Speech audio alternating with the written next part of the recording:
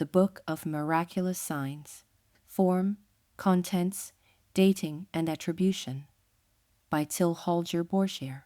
The manuscript contains accounts and descriptions of miraculous signs that have been observed throughout history, starting in Old Testament times and continuing through Antiquity, the Middle Ages and Late Middle Ages, right up to the middle of the 16th century. It concludes with the signs in the heavens seen by St. John, as described in the Book of Revelation, and interpreted to announce the second coming of Christ, the last judgment, and the future kingdom of God. The manuscript thus aims to be comprehensive in its scope, insofar as it covers miraculous signs, not just from the time of the creation of humankind up to its own day, but also those expected at the end of the world. With regard to the divine plan for salvation, at least, it aims for completeness. The Book of Miraculous Signs, with its comparatively lavish illustration, originally comprised 200 pages, each carrying an accomplished and artistic gouache representation of a scene, and an accompanying text on one side of the sheet only. A number of the original pages were removed when the book was rebound in the 19th century, however, and the manuscript in its present form comprises only 167 original folia and 23 inserts. We were able to track down 4 of these detached folios and have included them in this edition. The pages in question are 93R, 111R, 191R, and 192R. The original manuscript was probably produced in Augsburg, and its contents compiled by an unknown patron or by a scholar commissioned with the task. It thus falls into entirely the same tradition as other more or less contemporary books of wonders. Its combination of Old Testament, historical and apocalyptic miraculous signs also lies at the heart of the Histoires Prodigieuses Paris 1560 by the Breton humanist Pierre Boistouaussi, 1520-1566, for example, a book so popular that it was rapidly translated into English as Certain Secrete Wonders of Nature, containing a description of sundry strange things, London 1569, and characterizes to the Prodigium a.c. Ostentorum Chronicon Chronicle of Prodigies and Portents, published in Basel in 1557 by the Alsatian universal scholar Conrad Lycosthenes. The present codex, nevertheless, claims a special place within the genre on account of its scope and skillfully rendered illustrations. Miraculous Signs from the Old Testament. The manuscript starts with no introduction of any kind, that is, without a dedication, preface, or list of contents, beginning with a selection of Old Testament events that could be interpreted as miraculous signs sent by God. In contrast to the illustrated chronicle by Lycosthenes, the more or less contemporary book of miraculous signs does not begin with the fall, but with the deluge, God's punishment upon sinful humankind as recounted in Genesis, chapters 6-9. The magnificent miniature shows Noah's Ark battling through the deluge beneath darkened skies and the lashing rain, while people and animals fight for their lives in the waters, looting the landscape all around. The illustration occupies almost 3/4 of the sheet and is accompanied by a text of several lines underneath. The heading, initial, and decorative element are executed in red, while the main body of the text is written in pen and black ink. The image and caption are framed within a black border. This layout is followed on every page of the Book of Miraculous Signs, with the exception of a handful of folia on which the text is divided into 2 columns. The accompanying texts are written in German and adhere to the 1545 edition of the Luther Bible, the German-language translation of the Bible by Martin Luther 14th 1546. Many of the illustrations in the opening Old Testament section of the Book of Miraculous Signs are based on woodcuts by Hans Holbein the Younger or Hans Sebald Beham. In the case of the deluge, however, the illustration is more complex than the corresponding representations by these two artists, figures 18 and 19, nor is it based directly upon the woodcut in the Luther Bible, figure 20. Although parallels can undoubtedly be seen in the depiction of the downpour and the people drowning in the waters, the painter has here reduced the number of individual motifs in favor of a concentrated pictorial narrative, omitting, for example, the figures clambering up onto the rocks. The deluge is followed on folio 2R by the appearance of the rainbow described in Genesis as the sign of God's covenant with humankind, Genesis 9, verses 12 through 15. The double rainbow here is combined with figural representations of the 12 signs of the zodiac, 6 on either side, which, as allegories of the 12 months of the year, symbolize the eternal course of time. The phenomenon of the double rainbow was evidently familiar to the artist from first-hand experience, as the paler inner arch is seen as white as it can often appear, and the outer one as red, yellow, and green. The overall effect of the illustration is particularly heightened by the use of gold, which has been applied with painstaking care. Folio 4R shows the destruction of Sodom and Gomorrah, Genesis 19 verses 24 through 26. In the context of prodigious events and miraculous signs, Lot and his daughters, with Lot's wife turned into a pillar of salt in the center of the scene, are of secondary importance. The main part of the image is taken up by the destruction of the two cities. Having devoted its opening pages to natural phenomena as expressions of God's will, the Book of Miraculous Signs switches its focus in what follows. Folio 5R shows Moses striding at the head of the Israelites as they escape from Egypt with Pharaoh in pursuit, while Moses parts the waters of the Red Sea before him. On the right of the scene, the waves close up again over Pharaoh and his army. This illustration of the events from Exodus 14 verses 21 through 29 draws our attention less to the miraculous parting of the Red Sea than to Moses and the Israelites. In this respect, the painter has borrowed his composition from the woodcut in Hans Sebald Beham's Biblici Historie, figure 21. It is unclear why the Book of Miraculous Signs, in contrast to other biblical cycles, omits the sacrifice of Isaac and Jacob's dream of the ladder leading up to heaven, and also does not show the plagues inflicted upon the land of Egypt, Exodus 7 through 11. The first two episodes are linked with divine manifestations in the form of celestial apparitions, while the biblical plagues to a certain extent represent archetypes of catastrophes, are most definitely ranked as miraculous events in the second half of the manuscript, such as hailstorms, rivers of blood, and plagues of locusts.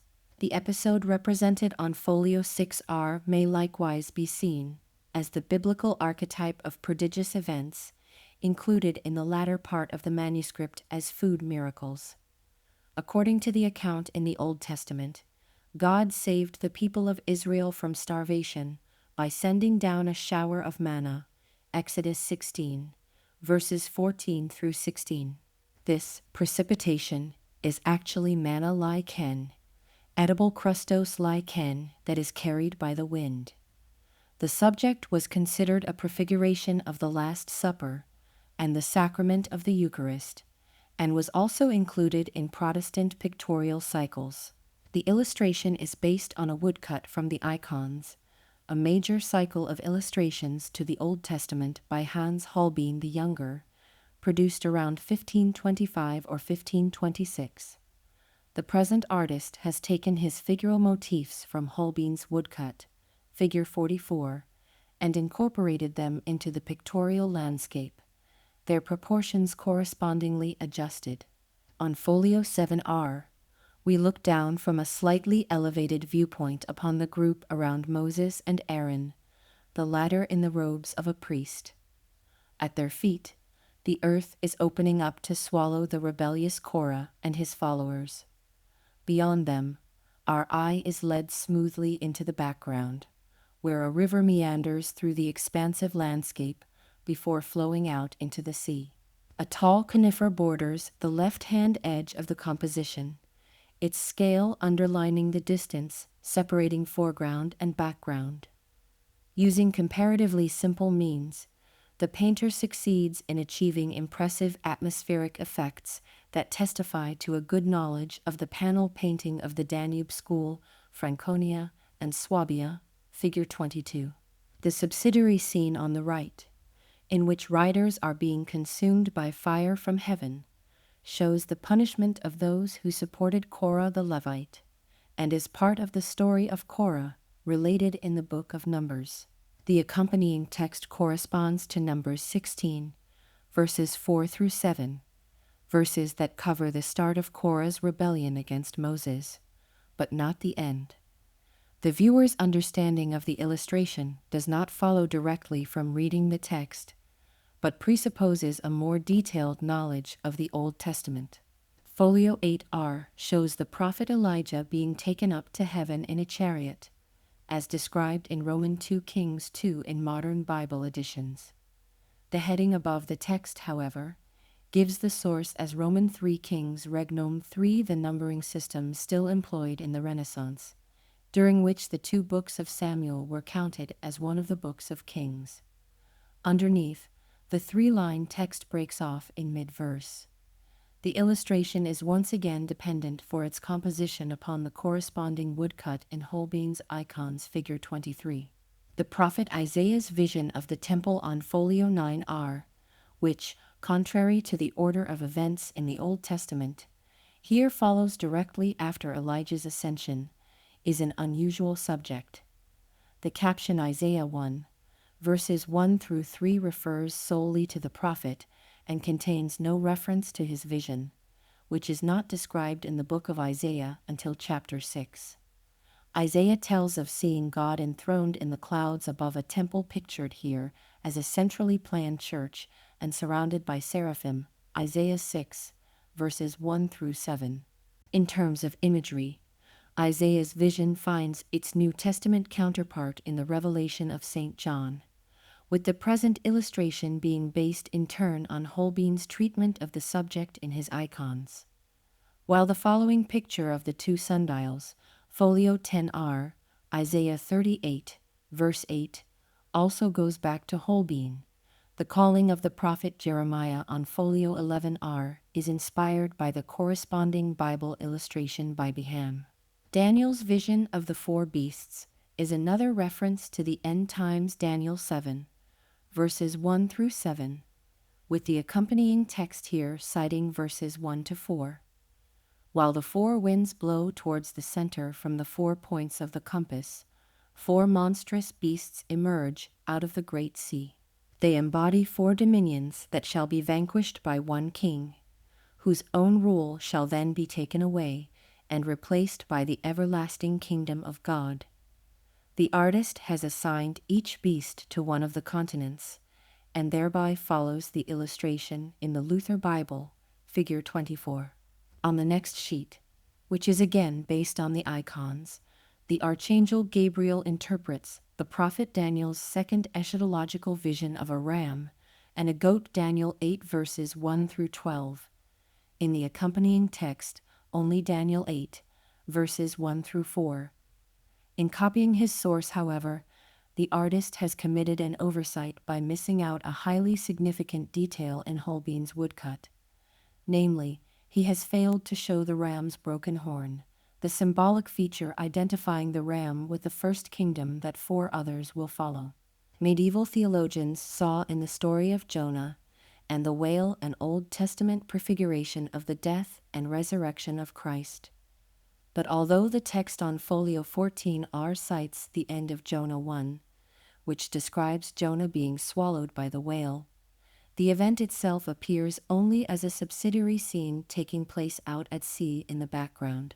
The main scene shows an episode related in chapters 3 and 4, in which Jonah, who is angry with God, is resting under a tree outside the gates of the city of Nineveh.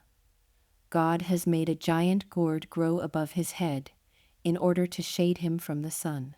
In the Luther Bible, these two events from the life of Jonah are combined in a simultaneous picture fig. 25. Whereas Holbein's icons woodcut, like Beham's, focused only upon Jonah's anger. Holbein's depiction of the vision of Ezekiel, figure 9, is also the basis of the illustration on folio 15R, which in the Book of Miraculous Signs follows directly after the story of Jonah, even though Ezekiel actually appeared before Daniel in contemporary Bible editions. The artist has modified the scale and proportions of his source to the manuscript's format, and the Majestas Domini, the four living creatures, and the spherical wheel of fire are all smaller than in the original. In his nuanced treatment of the fire, smoke, and clouds, the painter of the Book of Miraculous Signs once again shows himself to be an unusually talented colorist. The accompanying text cites the first 3 verses of Ezekiel 1 and serves as an associative reference to the vision in question, which is described in detail in the verses that follow Ezekiel 1, verses 4 through 28. Ezekiel's vision concludes the first part of the Book of Miraculous Signs, which contains a selection of divine punishments, miracles, and visions from the Old Testament. Miraculous signs from Antiquity up to the present. The second part of the manuscript comprises 135 of the 167 surviving sheets and contains representations of miraculous signs, spanning a period from Antiquity right up to the middle of the 16th century, and the years leading up to the book's production. These non-biblical events begin on folio 16R with a flood that occurred during the lifetime of Job. An ox was alleged to have risen up out of the floodwaters of a river that had burst its banks, ascended all the way up to heaven, and then plunged back down into the water. This miraculous vision led simple folk to venerate the animal as a god, even if it makes reference to the animal worship mentioned in the Old Testament. The episode itself is not taken from the Bible, but probably has its source in folio 29R of the Chronicle of the World by Hartmann Skedel, from 1493, or folio 17R of the 1531 Chronicle by Sebastian Frank. After a blank insert, the events represented on folios 18R and 19R are taken from De Bello Judaico, The Jewish War, by Flavius Josephus, figure 26. The 2 pictures and captions refer to signs and portents that preceded the 9th destruction of Jerusalem, which according to Josephus included a star resembling a sword that appeared in the skies over Jerusalem, a sacrificial cow that gave birth to a lamb, and a massively heavy gate in the inner temple that opened of its own accord. Folio 18R shows the cow and lamb outside the gates of the city, while a fiery sword hangs resplendent overhead. On the following sheet, folio 19R, armies of knights in armor appear in the clouds over a city. According to Josephus, this vision was seen above all the cities of Judea, so the view does not necessarily show Jerusalem. After these 2 events, set in the 1st century AD, we step back in time on the next 2 sheets to the year 73 BC. The illustration on folio 21R shows the miraculous sign on the left and the ensuing calamity on the right. From the caption, we learn that blood is issuing out of the bread the men have broken during their meal, and this miraculous flow of blood portends the hailstorm shown in the right half of the illustration, which raged for several days and destroyed the entire harvest. Blood miracles, natural catastrophes, and plagues of animals for the latter, see folios 87R, 109R, and 141R were understood as punishments from God, even in Old Testament times, and make up prominent categories of miraculous signs in the present manuscript. Comets, solar and lunar eclipses, halos, and polar lights had been considered heralds of disaster ever since Antiquity, and even in the middle of the 16th century, when the manuscript was produced, were still thought to bring bad luck. Celestial apparitions. The illustrations of celestial apparitions are particularly fascinating for the modern viewer, since they manifest, in the vividness and care with which they are depicted, an almost scientific interest that looks ahead to the future, and which seems strangely contradictory in the context of portents and miraculous signs. Represented with great precision on folio 26R are three suns that, following the murder of Julius Caesar, appeared in the reddish dawn sky above Rome, and then merged to form a single sun. This miraculous sign was reported by Julius Obsequens in chapter 130 of his Liber Prodigium, and was also included in Skeddel's Chronicle of the World and in Frank's Chronicle, which appears to be the direct source of the inscription. The appearance of mock suns, caused by refractions of light passing through tiny ice crystals in the air, is likewise documented on folio 45R. The two mock suns that appeared over Vienna in January 1520 belonged to a series of unusual celestial phenomena that were observed in the skies above the city over several days and nights.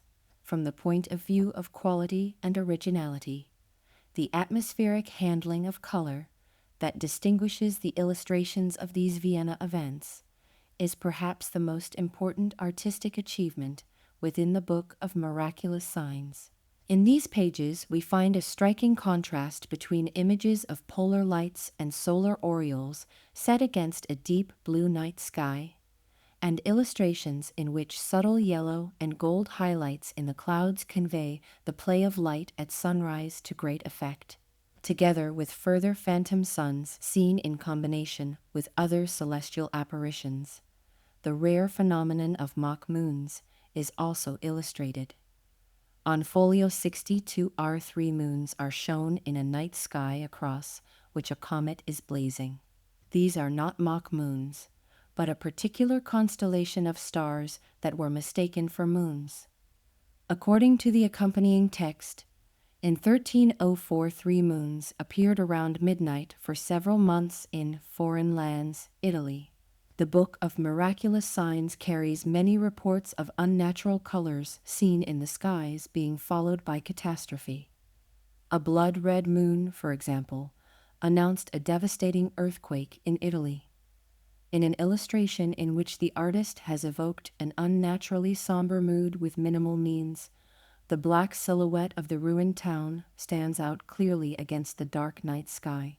In the case of the red moon seen on folio 147R, it is only upon reading the caption that we discover it represents a lunar eclipse. At night, there was an eclipse of the moon, so that the whole moon looked like blood. The widespread belief that eclipses were portents of disaster is reflected in the manuscript's inclusion of several solar eclipses. The event illustrated on folio 149R was witnessed in January 1544 in Augsburg, where the Book of Miraculous Signs was produced only shortly afterward.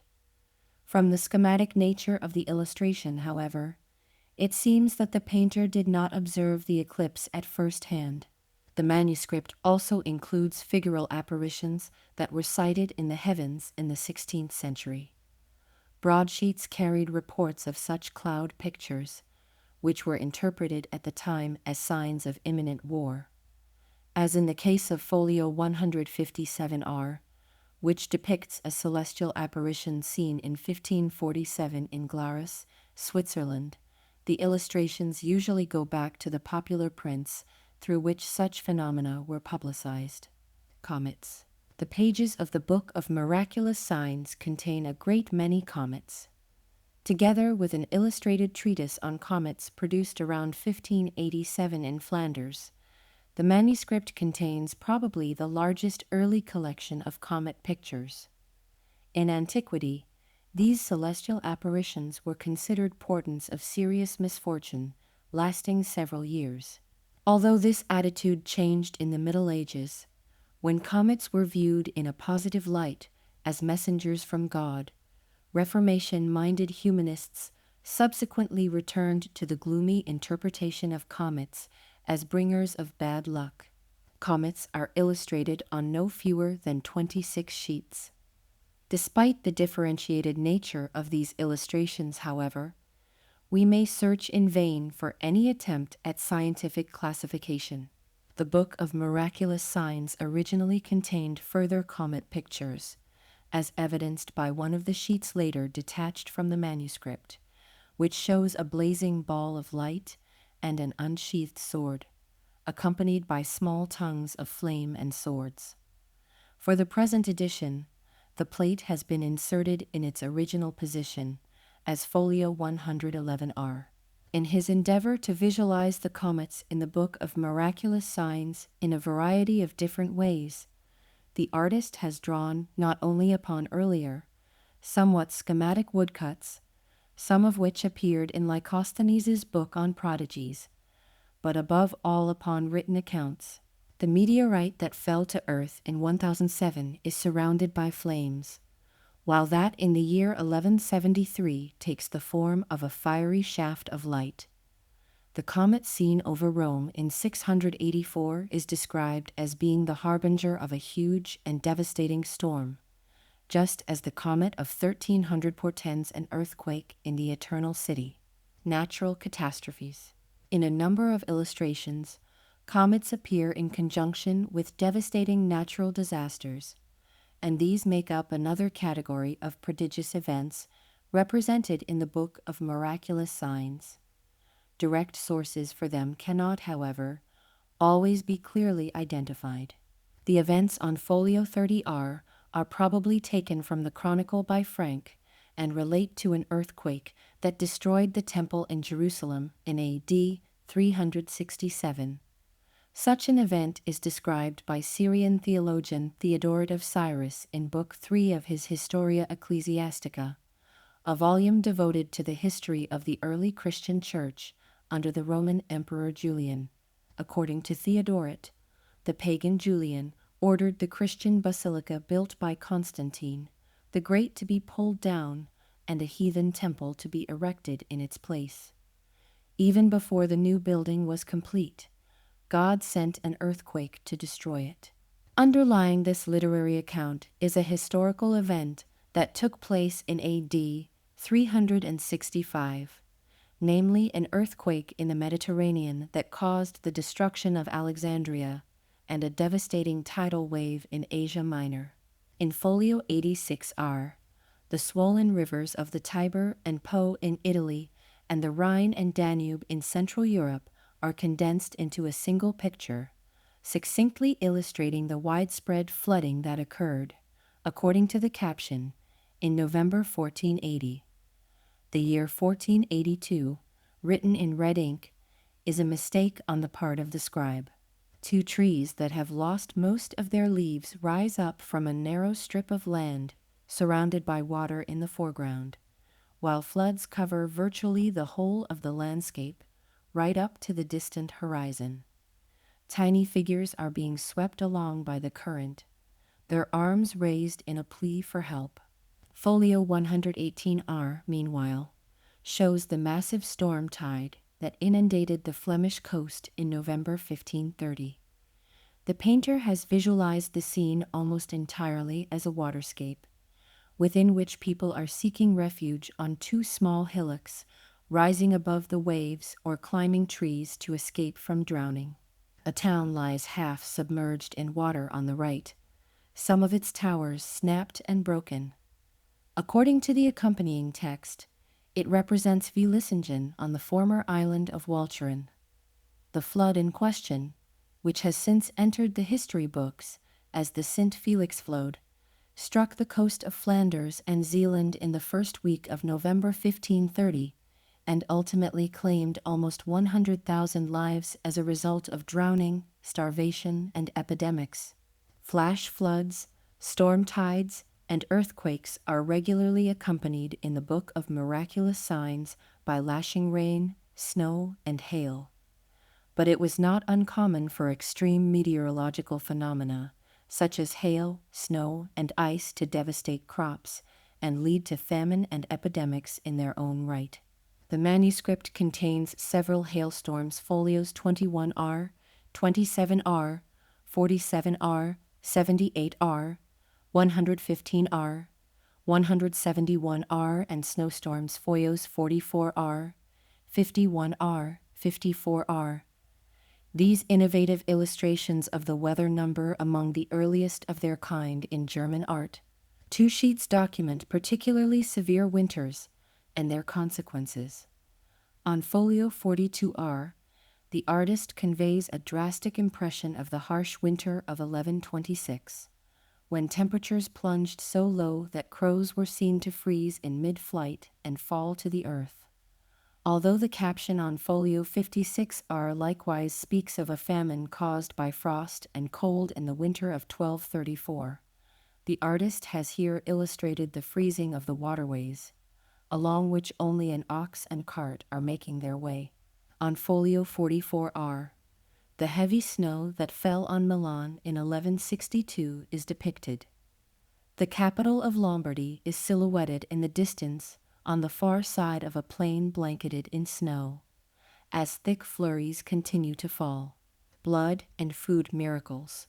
Several pages of the manuscript are devoted to blood miracles, which, in the Protestant sphere in particular, were interpreted on the basis of prophecies in Revelation to signify the imminent end of the world.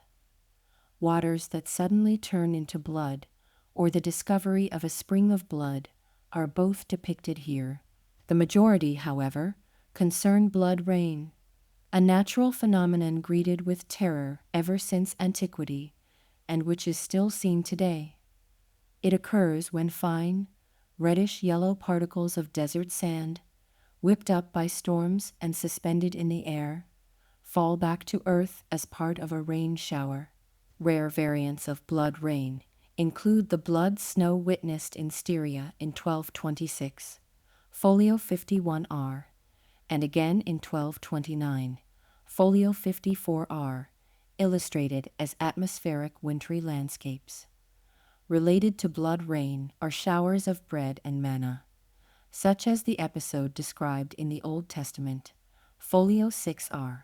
An interesting example is the representation of the shower of grain that fell on Klagenfurt on March 23, 1550, folio 166R.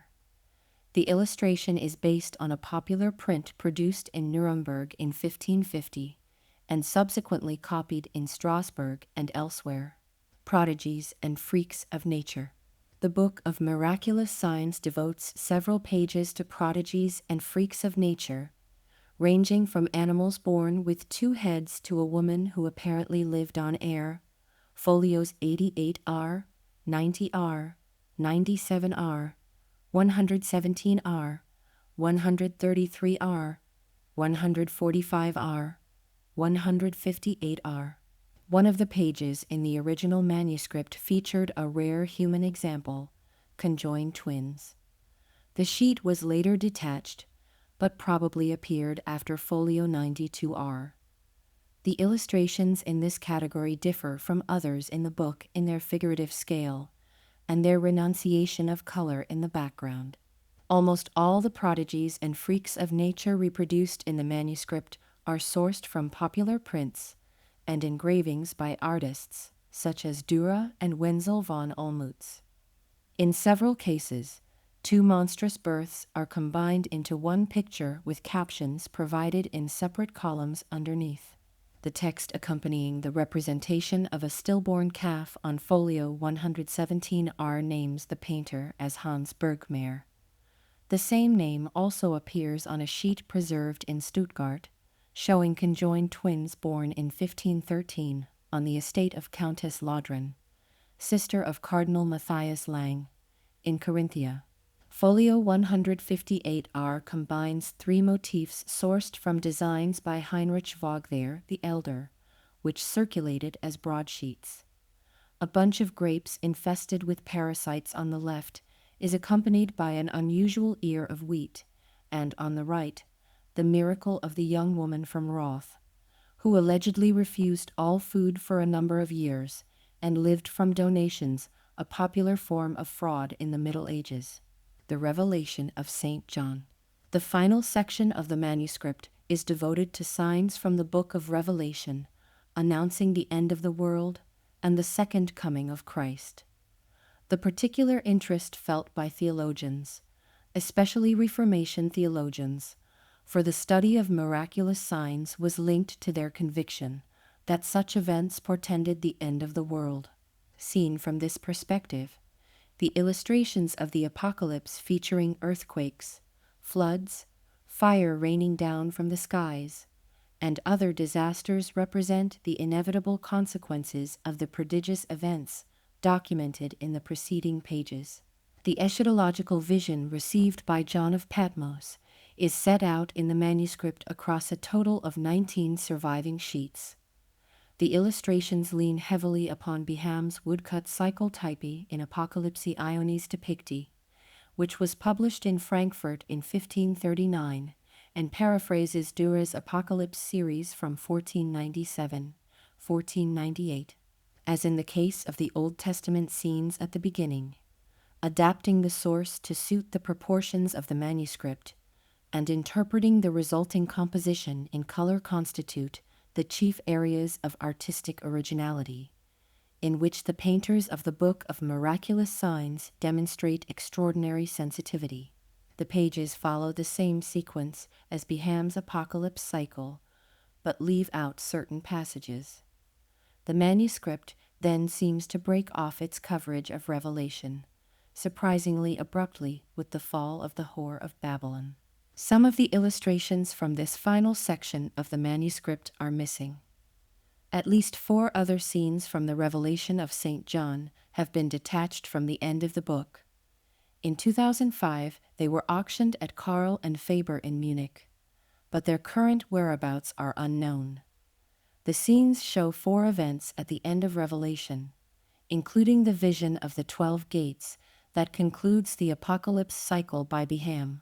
Dating, place of production, and attribution. The manuscript was produced around the middle of the 16th century and can be localized to southern Germany based on the vernaculars it employs. The hailstorm that visited the Netherlandish town of Dordrecht in 1552, illustrated on folio 171R, is the most recent natural catastrophe included in the Book of Miraculous Signs, and occurs immediately before the final section devoted to the Revelation of St. John.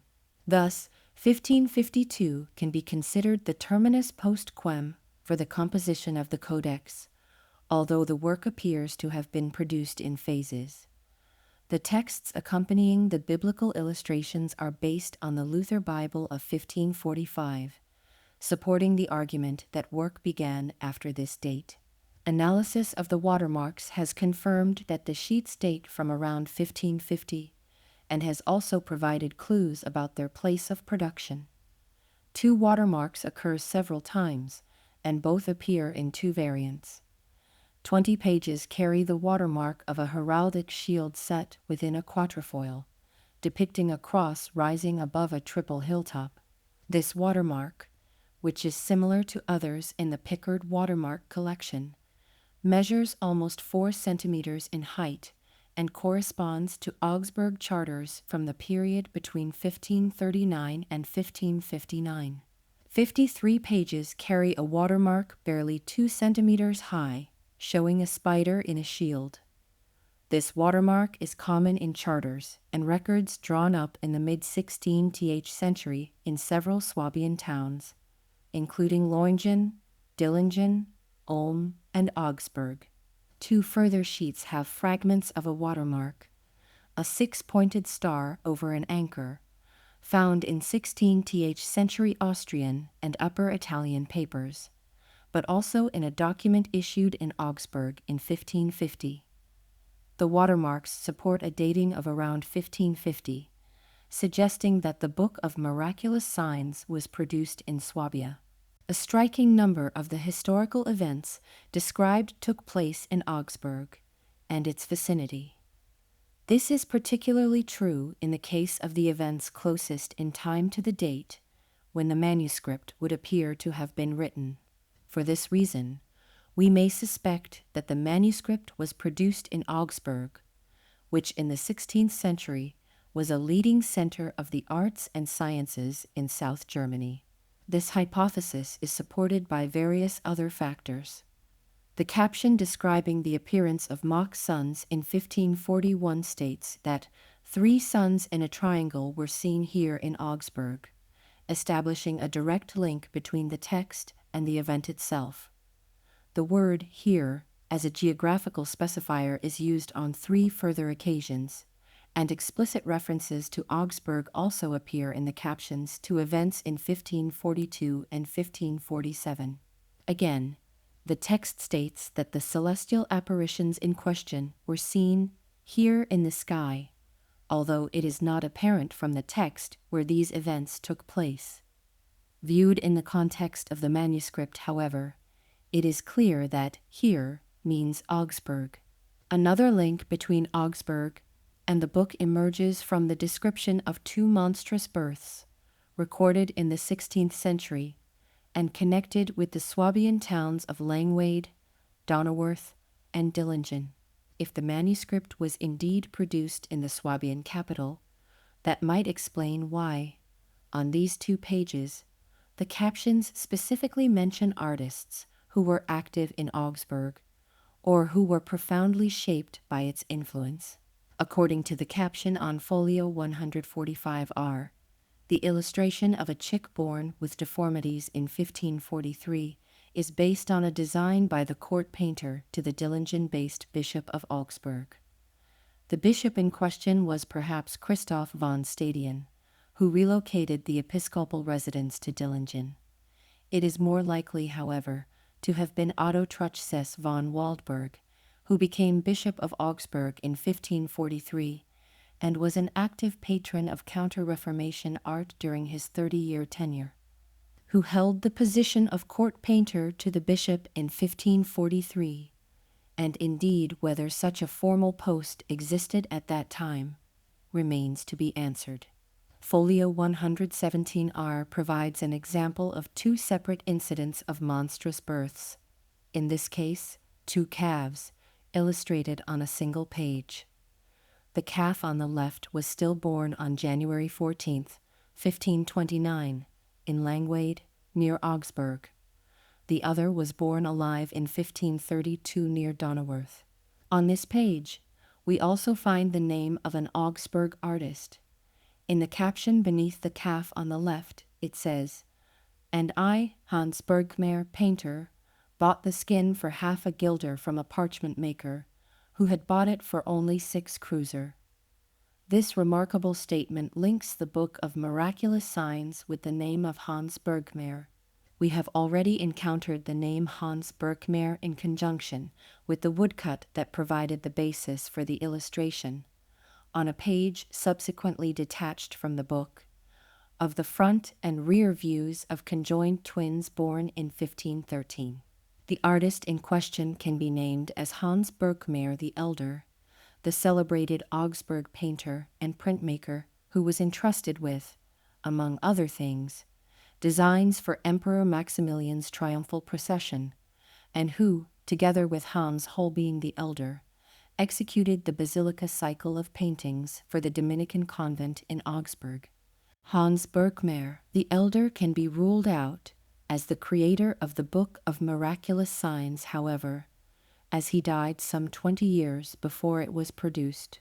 The Hans Bergmer painter named on folio 117R was therefore probably his son, Hans Bergmer the Younger, who was officially admitted to the Augsburg Guild of Painters on October 15, 1531, and who took over his father's workshop upon the latter's death.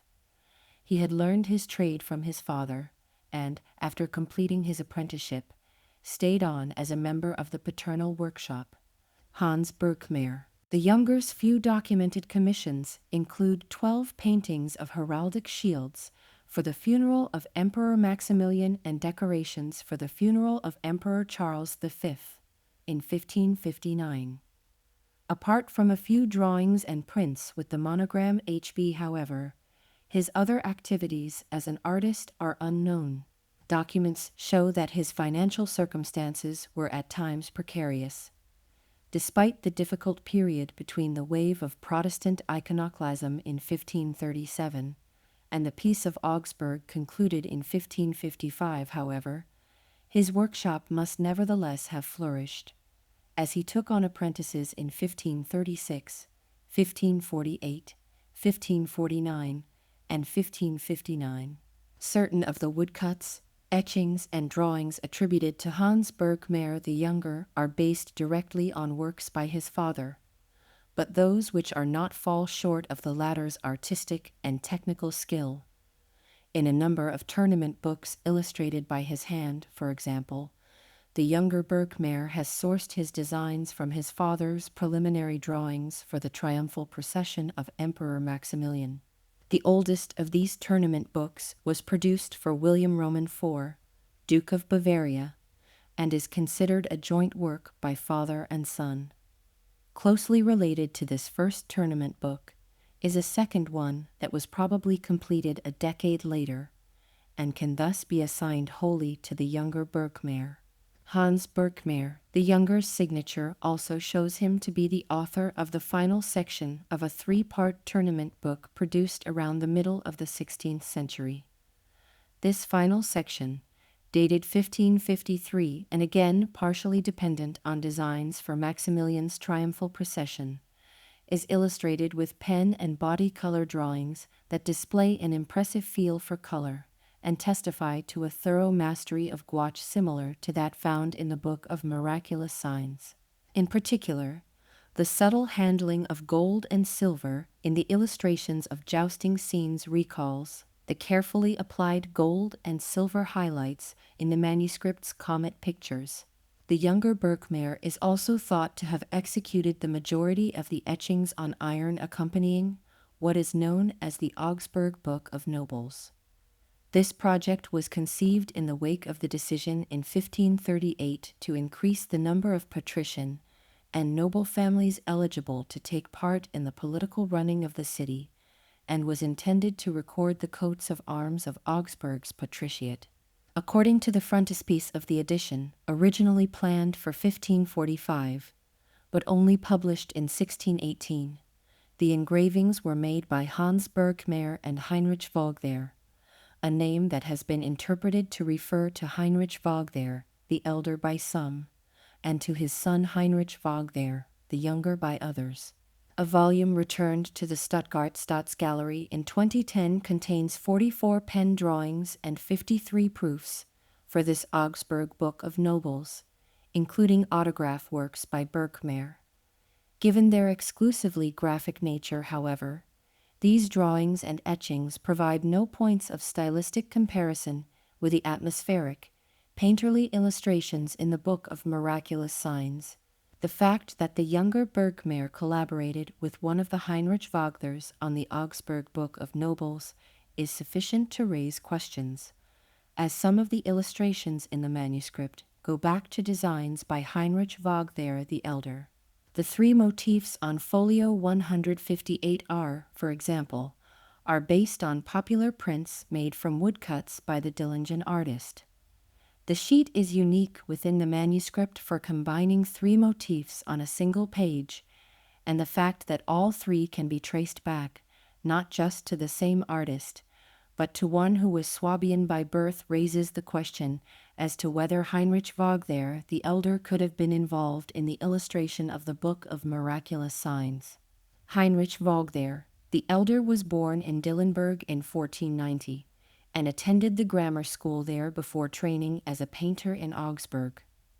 The son of a surgeon, an eye doctor, he pursued an extremely varied career as a painter, designer, publisher, and eye doctor himself, which led him via Erfurt, Leipzig, Augsburg, and Wimpfen on the river Neckar to Strasbourg, where in 1526 he was granted citizenship.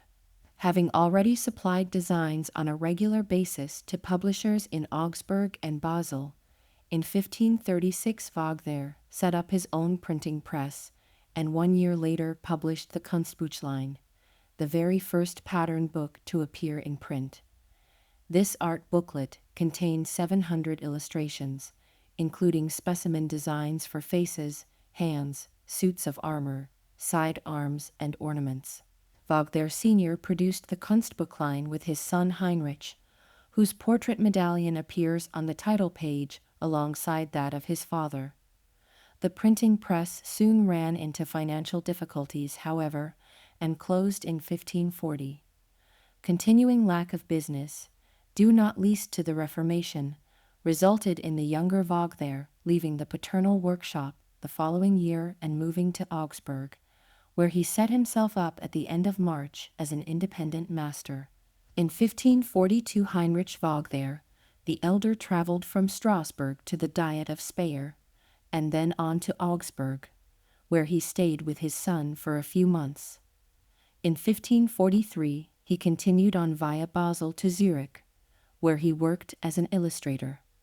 He paid a last visit to Augsburg during the Diet of 1547-1548, possibly hoping for a position at the court of Ferdinand I. At the end of his life, Wagner moved to Vienna, where he was active as an artist, and eye doctor up to his death in 1556.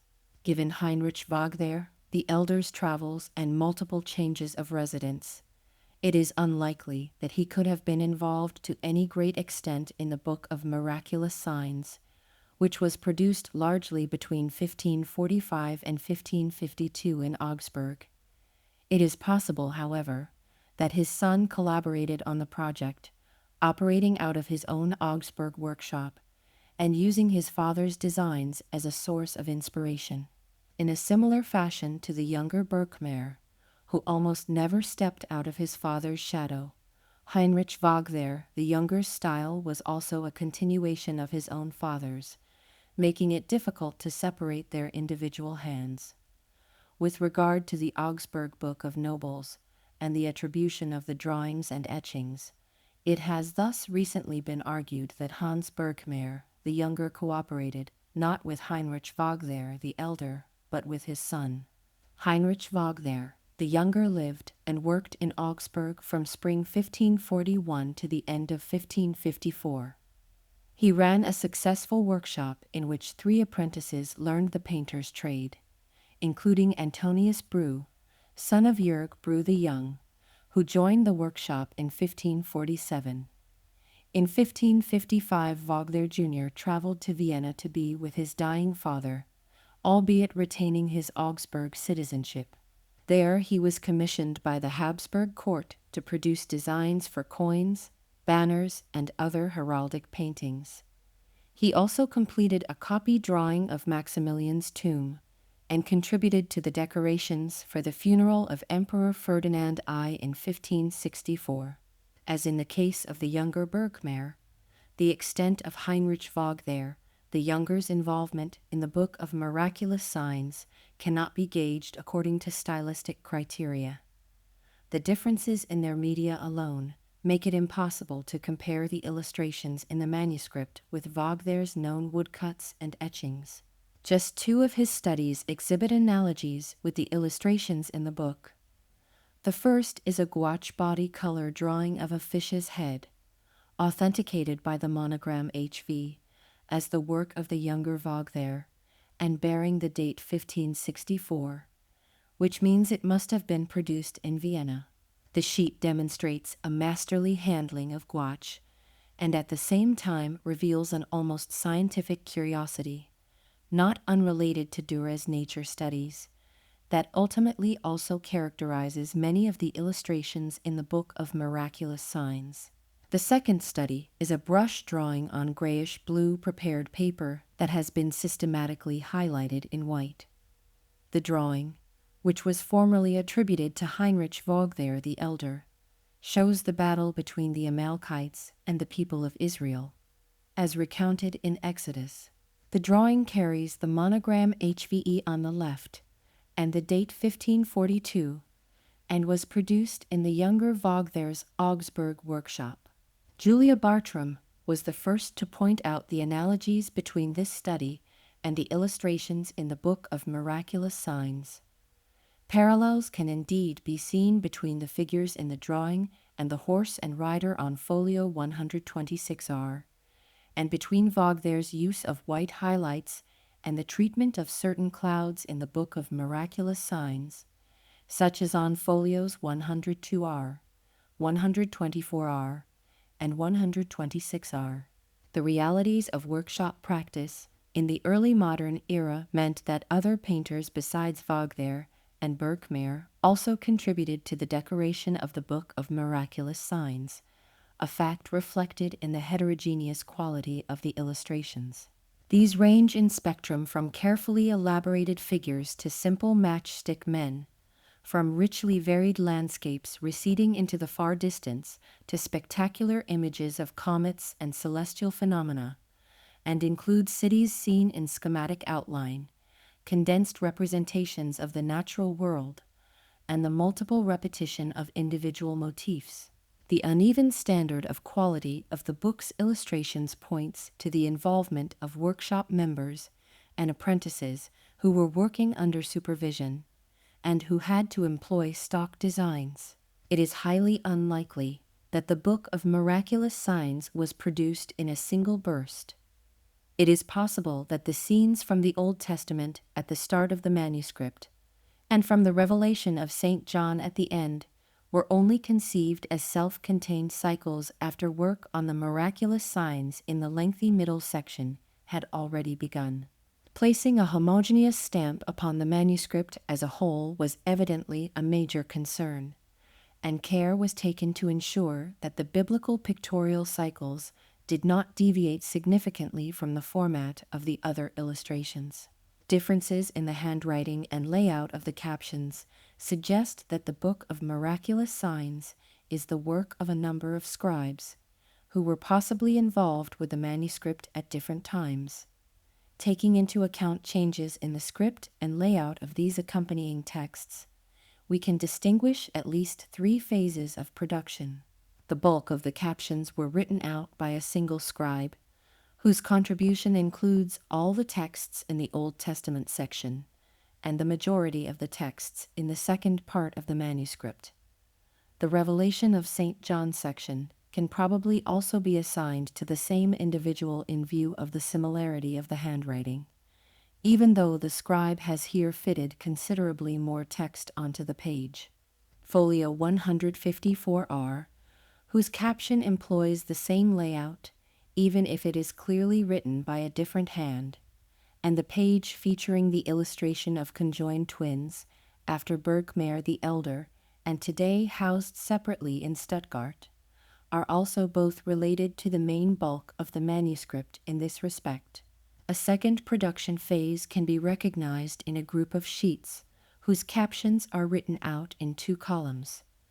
The script is similar to that of the bulk of the manuscript, but was possibly written by another hand, and perhaps indicates a change of plan that was then abandoned.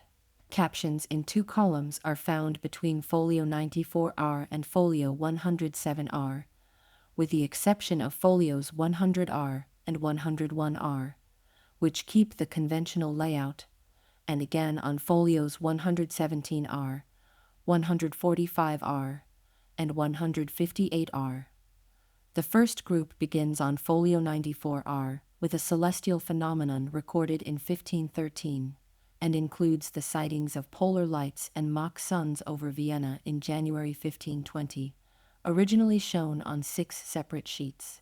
The remaining pages with texts in 2 columns are devoted to illustrations of prodigies and freaks of nature, whose motifs go back to designs by Bergmair, Wagner, and the court painter to the Bishop of Augsburg in Dillingen.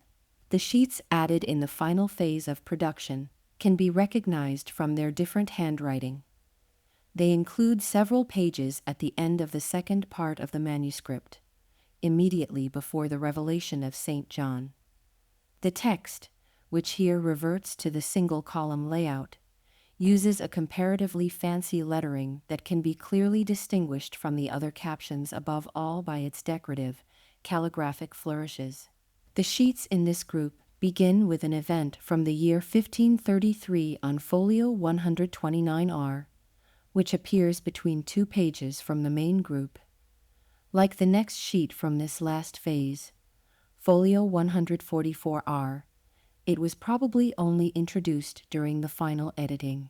After folios 153R and 157R, the third group then concludes with illustrations of the most recent miraculous signs in the manuscript, folios 160R to 170R. These relate to events from the years 1549 to 1551 and possibly represent a later supplement.